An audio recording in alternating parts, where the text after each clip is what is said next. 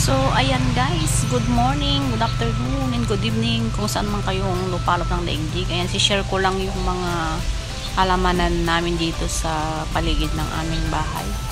Yung mami ko kasi, siya yung mahilig maghalaman. So, share ko lang guys, nakakatuwa kasi tingnan pag may mga halaman din kayo sa mga lalo na pag namumulaklak or yung sobrang green siya, ganyan.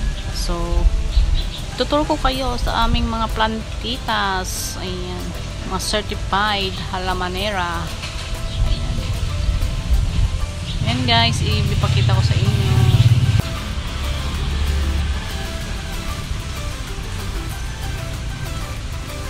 Ayan guys, yung snake plant.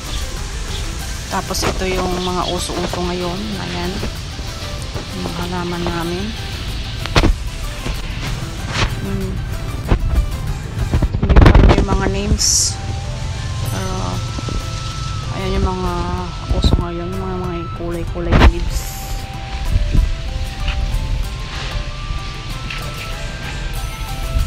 Mga maliliit na snake plant. Ayan, may mga gumamela din kami na different kinds of color. Ayan. Ito may pink. Ayan, may white din kami. Ayan, mga roses na iba-ibang pasilay pa lang yung mga mga flowers niya. At so nag-ano pa yung mga leaves niya. Nilagay kasi namin sa malilim dati, ganito pala gusto. Yung naiinitan itong mga rose namin. Medyo nagkaano pa lang sila. May mga pasilay na bulaklak. Tapos ito naman guys, yung parang yung bulaklak niya ay hindi ko rin alam, parang bell plant, ganon. Ganito siya yung bulaklak niya. Ganda. Parang lahat ng area ay meron siyang ganyan, din na bulaklak. Ayan. Medyo malaki siyang puno. Very cute. Kami ulit na mga snake plants. Ayan, snake plants. Naman yung mga bougainvilleas namin, may iba-ibang color pero parang yung mga bulaklak nila. Ayan. Dami ko kaming bougainvillea. Ayan, hindi ko rin alam yung mga name ng mga halaman na to.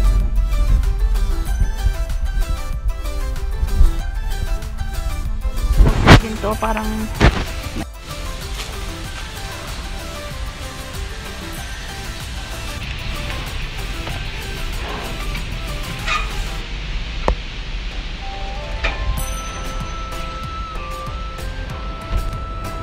guys, meron kaming dito, hindi ko rin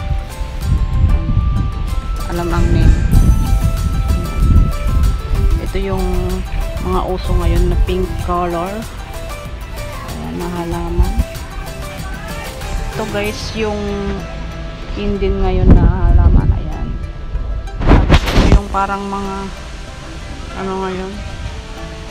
Ayan. Tapos meron din kami nito. Parang ito yung fern na plant nung panahon. Guys, ayan, meron pa kaming mga bougainvilleas dyan. Mga bougainvillea. Meron din doon mga halaman namin.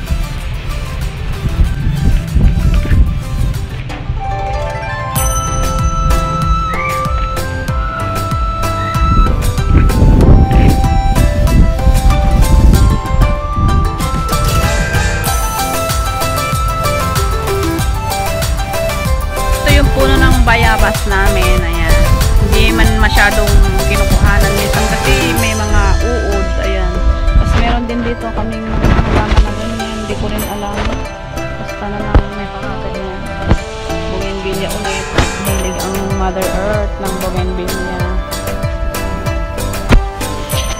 Tapos parang ito yung matagal ng halaman na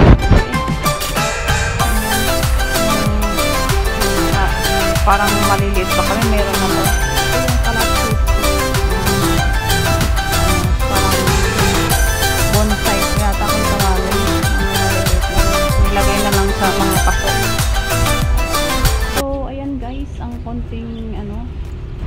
sa mga halaman namin dito sa bakuran. So ayun lang guys, ang vlog for today ay itinuro ko kayo sa mga halaman, mga certified plantitas dyan. Hello, hello, mega shoutout po. Ayan, thank you for watching po and God bless.